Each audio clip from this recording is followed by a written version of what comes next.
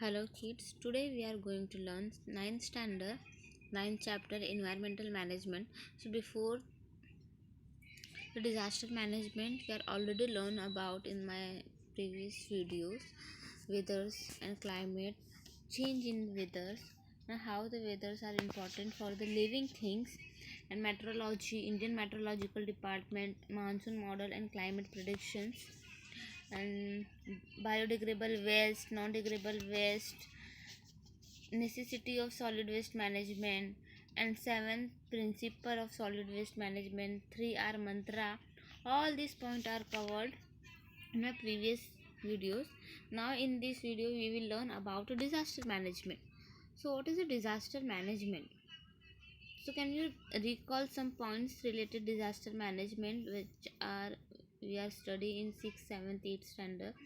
हर standard में थोड़े थोड़े पार्ट्स हम डिजास्टर मैनेजमेंट के पढ़ते हैं. तो क्या होता है disaster management? So which natural calamities have you experienced, how did they affect the condition in your surrounding? ऐसा कौन सा नेचुरल कैलामिटीज मतलब ऐसा कौन सा प्राकृतिक नेचुरल डिजास्टर हुआ है जो तुमने देखा हो, खुद एक्सपीरियंस किया हो, और उसकी वजह से क्या क्या अफेक्ट हुआ है तुम्हारे सराउंडिंग में. सो नेचुरल कैलामिटीज़ में क्या आता है mostly? Earthquake and floods mostly हर सभी लोगों ने मोस्टली फील किया होगा, एक्सपीरियंस किया होगा फ्लड्स, बाढ़ आ जाना बारिशों में.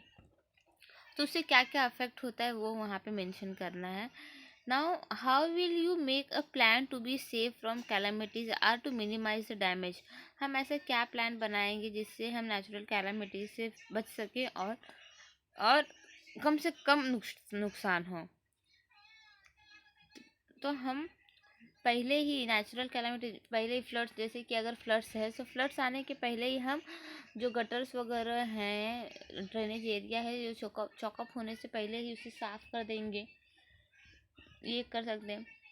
पहले ही हम जाके हाइट वाले जगह पे जाके शिफ्ट हो जाएंगे, ये कर सकते हैं. तो इस ऐसे प्लान बनाने कि हम क्या क्या कर सकते हैं नेचुरल कैलामिटीज़ से बचने के लिए या फिर कम से कम नुकसान हो उसके लिए. जैसे कि मैंने फ्लड्स का बताया है, गटर ड्रेनेज एरिया वगैरह बारिश होने से पहले ही साफ़ कर लेना चाहिए, जिससे पानी भरेगा नहीं और फ्लड्स आने के चांसेस कम रहेंगे. Now various natural disaster like the thunderbolts, lightning, floods, fire, and man-made disaster like the accident, bomb explosion, chemical accidents in a industry, simple stipends in the mass gathering, riots, and etc. occur around us from time to time. They cause the large-scale damage to the life and property. Various natural disasters like the thunderbolts, lightning, floods, fire, and man-made disasters like accident, bomb explosion, chemical accident in industry, मतलब ये सब man made disaster हैं. Natural में क्या है? Lightning है, floods है, fire है. But man made disaster is the accident, bomb explosion and chemical accident in industry. Stampedes in mass gathering मतलब बहुत, जहाँ पे बहुत ज़्यादा लोग इकट्ठा हो जाते हैं, वो riots means war and etcetera occur around us from time to time. मतलब एक्सीडेंट होते रहते हैं, इंडस्ट्री में एक्सीडेंट हो गए, केमिकल एक्सप्लोजन हो गया, बॉम्ब एक्सप्लोजन हुआ, जो मोस्टली ह्यूमन की गलतियों की वजह से होता है. वो क्या है? Man made disaster, and they causes a large scale damage to a life and property. Now first aid to a disaster victim. अगर डिजास्टर हो जाता है तो हम विक्टिम को, पीड़ित को पहले फर्स्ट एड क्या दे सकते हैं? The main objective of first add is prevent of death.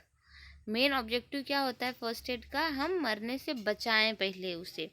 So prevention of, main objective of first aid means prevention of death and preventing the deterioration of health and starting the process of rehabilitation. Rehabilitation means what? पुनर्वसन. उसे फिर से हम पहले जैसे life में लाने का ट्राई करें. Hence it is important to know about the emergency measure for first aid practice to be follow. तो इसके लिए हमें पहले पता होना चाहिए कि फर्स्ट एड क्या क्या होता है. तो फर्स्ट एड में पहले ABC, basic principle of first aid, life and resuscitation. ABC means what? Airway, breathing and circulation. So airway means if the victim has difficulty breathing, the head should be held in a backward sloping position or the chin should be raised so that respiratory passage remain open. तो अगर जो बेहोश हो गया, जिसे सांस लेने में प्रॉब्लम हो रहा है, उसे पेट के बल सुलाओ, मतलब उसका हेड ऊपर की तरफ करो, चिन ऊपर की तरफ करो और सांस लेने के लिए सांस, उसका जो रेस्पिरेटर पैसेज है वो ओपन होगा और सांस ले सकता है. Breathing, if the breathing has stop, सांस लेने में अगर प्रॉब्लम है, सांस नहीं ले पा रहा है, सो विक्टिम को क्या करना है? माउथ टू माउथ ऑक्सीजन देना है. So if the breathing has stop, the victim should be give a artificial ventilation by mouth to mouth respiration. मतलब माउथ टू माउथ ऑक्सीजन देना है अगर वो सांस नहीं ले रहा है तो. ये इमरजेंसी फर्स्ट एड है. Circulation, if the victim is unconscious, बेहोश हो गया है तब. If the victim is unconscious, then after giving a mouth to mouth respirator thrice, the heart should be pressed down by the chest with the both the palm, and these two actions should be repeated alternately about 15 times. This is called the cardiopulmonary respiration, CPR. It help to bring the circulation back to normal. ऐसे mouth to mouth oxygen देने के बाद दोनों हाथों से, दोनों palm से उसके चेस्ट को प्रेस करना है, इसे 15 टाइम करना है और अल्टरनेट करते रहना है, जिसे हम क्या बोलते हैं? कार्डियोपल्मोनरी रेस्क्यूसिटेशन, जिसे CPR भी बोलते हैं. और वो हेल्प करता है back to the normal life, पहली जैसी नॉर्मल लाइफ के लिए. Now bleeding, if the victim is injured and bleeding through the wounds, when the wounds should be covered with the antiseptic pad and pressure apply on it 5 minutes with the either thumb or palm. मतलब कहीं पे अगर खून बह रहा है, चोट लग गई है, तो उसे साफ करके एंटीसेप्टिक लगाकर उसे दबा के रखना है 5 मिनट तक, उंगली थंब से या फिर पाम से. ना fracture and impact on vertebra, fracture अगर हो गया है तो अपनी वर्टिब्रा अगर फ्रैक्चर हुआ है तो क्या कर सकते हैं?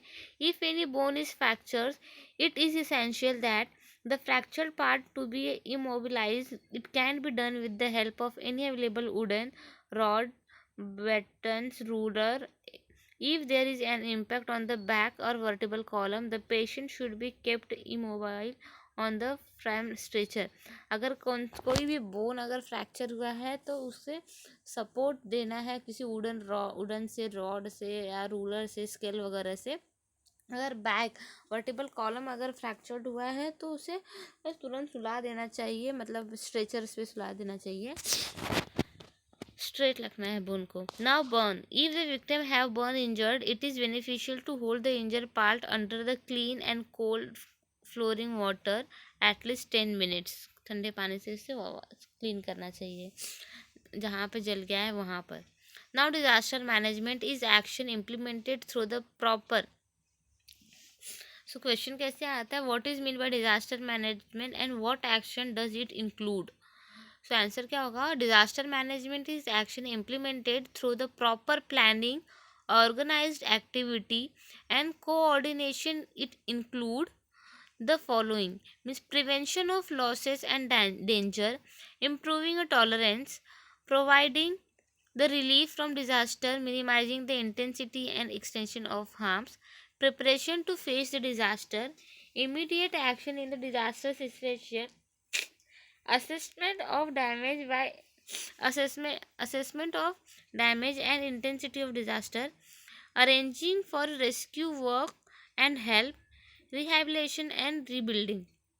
मतलब डिजास्टर मैनेजमेंट का काम कैसे है? पहले उसका प्लानिंग करना, organize activity and coordination. Team work बहुत ज़्यादा इंपॉर्टेंट है, प्लानिंग इंपॉर्टेंट है, और उसमें बहुत सारी चीज़ें इंक्लूड होती हैं, जैसे कि कम से कम लॉस हो और डेंजर से बचा जाए, टॉलरेंस इम्प्रूव किया जाए और रिलीफ प्रोवाइड किया जाए फ्रॉम डिज़ास्टर, मिनिमाइज मतलब डिज़ास्टर होने के बाद या डिज़ास्टर कम हुआ जहाँ पर हुआ है वहाँ पर रिलीफ पहुँचाया जाए, रेस्क्यू ऑपरेशंस हो, रेस्क्यू वर्कर्स वहाँ पर पहुँचे जाएँ, अरेंज किए जाएँ इमीडिएटली एक्शन होना चाहिए। ऐसे तो है नहीं कि डिज़ास्टर बता कर आएगा, तो अचानक में होता है, तो हमारा पहले से प्री प्लान होना चाहिए कि अगर ऐसा कुछ हुआ तो हमें क्या करना है।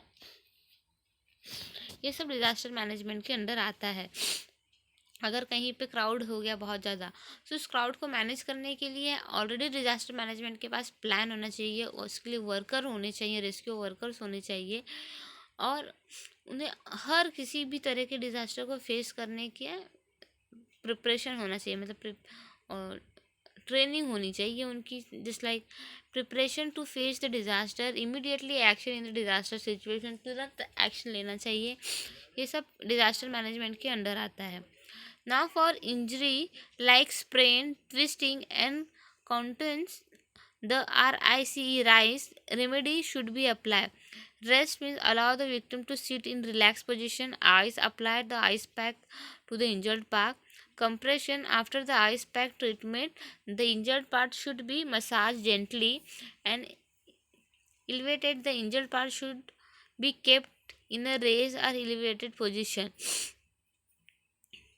जहाँ पे लगा है, अगर ट्विस्ट हुआ है कहीं पे या फिर ट्विस्ट हो गया है, मूंछ जैसे आ गई है, तो वहाँ पे क्या करना है, रिलैक्स होकर बैठना है, आइस अप्लाई करना है, फिर उसे मसाज करना है। कंप्रेशन मतलब आइस पैक का ट्रीटमेंट होने के बाद we should that part to be massage gently, आराम से उसे आराम मसाज करना चाहिए, एंड देन थोड़ा सा मूवमेंट होना चाहिए, उसमें मूवमेंट करना चाहिए। The injured part should be kept in a raised और एलिवेटेड पोजिशन। ना how to transport victim patient, किसी भी पीड़ित को या जो बीमार है या पेशेंट है उसे कैसे हम लेके जा सकते हैं। So cradle method useful for the children and underweight victim. अगर बच्चों के लिए मोस्टली क्रैडल मेथड यूज़ होता है, जो बहुत कम वेट में होते हैं, वो जिन्हें उठा के लेके जाते हैं क्रैडल मेथड में। Useful for the children and underweight victim, मतलब जो कम वेट के रहते हैं वो। Now, human crunch method. If one of the leg is injured, the victim should be supported with the minimum load on the other leg. अगर कोई एक पैर इंजर्ड हो गया है तो दूसरे पैर पे लोड कम से कम लोड आए, इसलिए हम ह्यूमन क्रंच मेथड यूज़ करते हैं, जैसे कि इमेज में देख सकते हो यहाँ पे भी ये इमेज। अगर किसी एक पैर पर चोट आया, इंजर्ड हुआ है, तो दूसरे पैर पे कम लोड है, इसलिए हम क्या यूज़ करते हैं, human crutch method. Now carrying a four hand chair. Four hand chair मतलब चेयर के जैसे अपना हैंड बनाना है। So this is useful when the support is needed for the part below the waist, मतलब छाती के नीचे, चेस्ट के नीचे, वेस्ट के नीचे अगर सपोर्ट चाहिए तो हम 4-हेड चेयर का यूज़ कर सकते हैं। Now carrying a piggy bag, useful for carrying a patient who are unconscious, जो बेहोश है उसके लिए हम पिगी बैग जैसा पोजीशन यूज़ कर सकते हैं, जैसे कि ये डायग्राम यहाँ इमेज में दिखाई दे रहा है, अनकॉन्शियस। नाउ पुलिंग और लिफ्टिंग मेथड, तो this is use for carrying A unconscious patient through a short distance. Come distance अगर है तो बेहोश वाले पेशेंट को हम पुल करके या लिफ्ट करके लेके जा सकते हैं, जैसे कि ये दोनों इमेज में दिखाया गया है। Now carrying on two hand chair, पहले 4-हैंड चेयर था, अब 2-हैंड चेयर है। So useful for those patient who can not use their hand but can hold their body upright. ऐसे पेशेंट जो अपना हाथ यूज़ नहीं कर सकते, बट उनके बॉडी को हम आधा करके, मतलब अपराइट ऊपर की तरफ से उन्हें सपोर्ट देकर उठा सकते हैं। Useful for those patient who can not use their hand. ऐसे पेशेंट जो अपना हाथ यूज़ नहीं कर सकते, कंधे पे हाथ नहीं रख सकते, उन्हें पकड़ नहीं सकते, हाथ यूज़ नहीं कर सकते, तो ऐसे पेशेंट को हम कैसे उठाएंगे, by carrying two hand chair. Upright body के अपराइट पोजीशन को सहारा देकर हम उठाएंगे, जैसे कि ये डायग्राम में दिया गया है, जो जिसका हाथ यूज़ नहीं हो रहा है उसके लिए।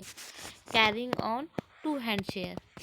ना stretcher, if an emergency if conventional stretcher is not available, अगर स्ट्रेचर अवेलेबल नहीं है तो क्या करना है, then the temporary stretcher can be made using a bamboo blanket etcetera. अगर स्ट्रेचर अवेलेबल नहीं है इमरजेंसी में, सो बाम्बू और ब्लैंकेट उसके ऊपर अटैच करके पकड़ के उठा के लेके जा सकते हैं, just like a stretcher. Now other emergency measure, boat are used by a civil administration to rescue people trapped in a floods area।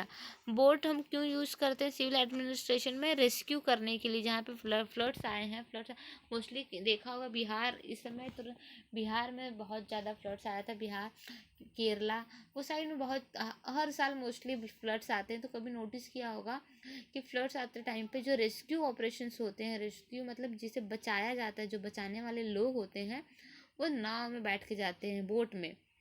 So boat are mostly use for a civil administration to rescue the people trapped in a floods area. जो फंस गए रहते हैं floods area में, बाढ़ वाले area में, उन्हें बचाने के लिए बोट यूज़ किया जाता है। As an emergency measure, when wooden, bolt, bamboo, flat, air-filled rubber tube from the tire can be used to advantage। ये सारी चीज़ें भी यूज़ होती हैं, wooden, bolt and bamboo, float, जो इजीली फ्लोट होते हैं वाटर में, वो सारी चीज़ें यूज़ की जाती है। Rubber tube, air tube, tyres वगैरह यूज़ किए जाते हैं रेस्क्यू ऑपरेशंस के लिए। So in the environmental chapter we are learn about disaster management. Like in the disaster management, a rescue first aid, uh, basic principle of first aid, ABC, airway, breathing and circulation. Now how to hold the patient or how to transport the victim or patient, so उसके बारे में study किया।